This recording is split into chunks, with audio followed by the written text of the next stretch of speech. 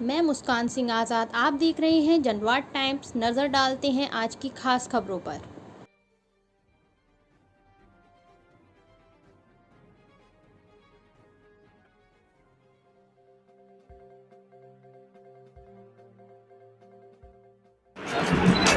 Thank you.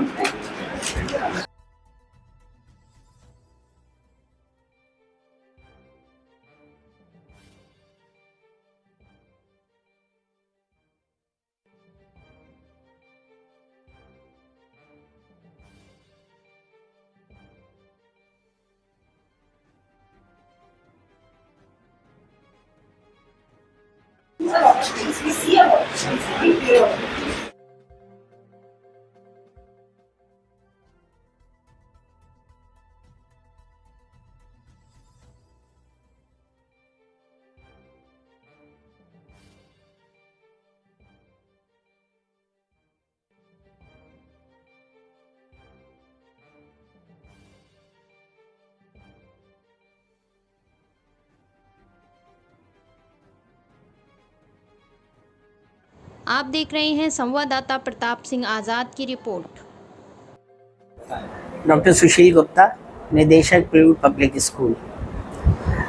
मुझे बहुत खुशी हो रही है क्योंकि हम स्कूल के 25वें वर्ष में प्रवेश कर गए हैं और बहुत दिनों से मेरा मन था कि कुछ ऐसा किया जाए जिससे हमारे बच्चों में जो तनाव है, जो स्ट्रेस है, जो उनके इमोशंस का हम लोग पता नहीं चल पाता है, उनमें क्या एकाकीपन आ रहा है, घर की प्रॉब्लम्स बच्चे किसी के साथ शेयर नहीं कर पाते हैं, एक एक बच्चे हो रहे हैं। तो उसी के संदर्भ में आज हमने एक EQ लैब का इनॉग्रेशन किया है।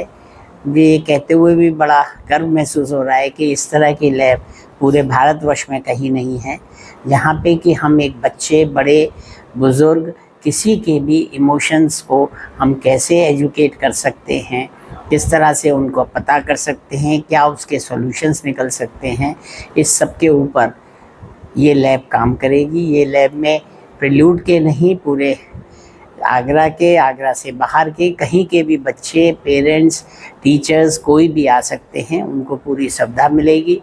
और इसकी से जो जैसे ही उसके इमोशंस का पता चल जाएगा कि उसमें क्या प्रॉब्लम्स हैं और उसका निदान बहुत जल्दी हो जाएगा।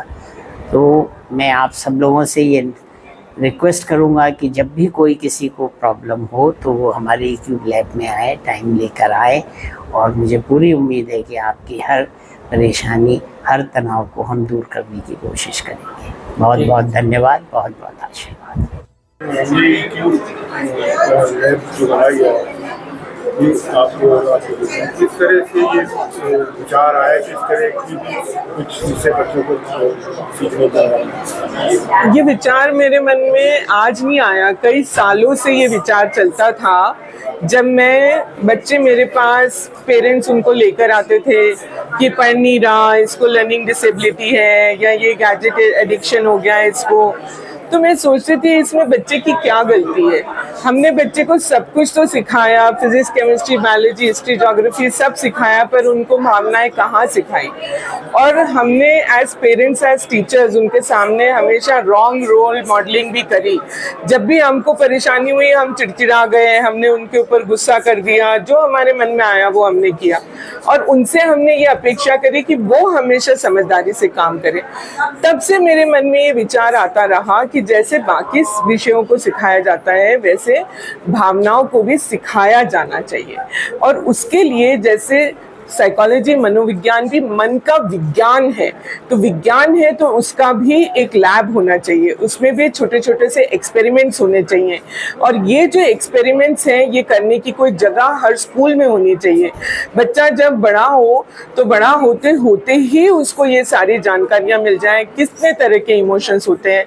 मैं यूनिवर्सिटी ऑफ कैम्ब्रिज में जब मुझे स्कूल मेंटल हेल्थ पे बोलने के लिए बुलाया गया तो वहाँ उपस्थित सारे लोगों से मैंने पूछा कि बताइए 6 बेसिक इमोशन कौन से हैं, क्या आपके बच्चों को आते हैं? तो आप लोगों को जान के बहुत ताज्जुब होगा कि उन्होंने खुद भी वो 6 इमोशंस नहीं बता पाए। ये 6 इमोशंस जिनको हम रात दिन एक्सपीरियंस करते हैं, उनके बारे में हमें कोई जानकारी नहीं, किसी ने बताया ही नहीं कभी। इस लैब में इन इमोशंस के बारे में छोटा से छोटा बच्चा, फर्स्ट स्टैंडर्ड का बच्चा जब सीखेगा कहानियों के माध्यम से, बहुत सारी एक्टिविटीज़ के माध्यम से, आप सोचिए बड़ा होते होते उसे अपने इमोशंस पे कितना कंट्रोल हो जाएगा और वो कितने खुशहाल ज़िंदगी जी पाएगा। इसी के लिए ये लैब खुली है और ये आज से सब लोगों को समर्पित है। सब लोग आएँ, इसका उपयोग लें, इसका लाभ लें। हमारे साइकोलॉजिस्ट यहाँ पर सुबह से लेकर शाम तक उपस्थित रहेंगे। बहुत सारे लोग मुझे कहते हैं कि साइकोलॉजी का इलाज महंगा है, एक सेशन के इतने इतने पैसे देने पड़ते हैं। अब हम साल भर का सब्सक्रिप्शन 800, 900, 1000 रुपये में दे रहे हैं। अब तो आएँ और अपनी भावनाओं को समझें और अपने मानसिक स्वास्थ्य को अच्छा करें। मेरा नाम है शैलेश कुमार जिंदल और मैं एक साइकोलॉजिस्ट हूँ, फाउंडर सराची और एसजे पिक्चर्स, और मैं फीलिंग माइंड्स के साथ एक काउंसलिंग साइकोलॉजिस्ट हूँ और मेरी मम्मी डॉक्टर चीनू अग्रवाल और हमने मिलके एक नई पहल चालू करी है जिसका नाम है ई-क्यूब लैब। ये ई-क्यूब लैब किस तरह से बच्चों के लिए फायदेमंद होगी? क्या इससे बच्चों को सीखने को मिलेगा? किस तरह से विकास होगा आगे चलकर? मैं एक खुद भुगता हुआ एक बच्चा हूँ। जब मैं 3 साल का था मुझे पढ़ने में, कलर्स देखने में, सब में बहुत ज़्यादा परेशानी होती थी। तो मेरे माँ बाप बहुत चिंतित भी हो गए थे और उन्होंने मेरे टेस्ट कराए, आई टेस्ट कराए, और उन्हें बाद में जाके पता चला कि ये कोई शारीरिक बीमारी नहीं है, ये मानसिक बीमारी है। और फिर उसके बाद मेरी मम्मी डॉक्टर चीनू अग्रवाल ने स्टोरी हाउस करके एक कार्यक्रम बनाया और वहाँ से ई-क्यूब का इजाद हुआ। तो ई-क्यूब लैब जो है वो लेक्चर देके या कुछ पढ़ा के इमोशन समझाने की जगह हम लाइफ को सीख कैसे सकते हैं एक्सपीरियंस के थ्रू। तो instead of lecturing, how experience can help. तो हमने यहाँ पे ये पूरी लैब बनाई है जहाँ पे बच्चे लिख के बजाय रिफ्लेक्ट करके कैसे सीख सकते हैं चीज़ों को। आपने देखा होगा अभी इतना ज़्यादा प्रोटेस्ट हो रहा है बच्चों का और हमने इतने सारे बच्चे खो दिए।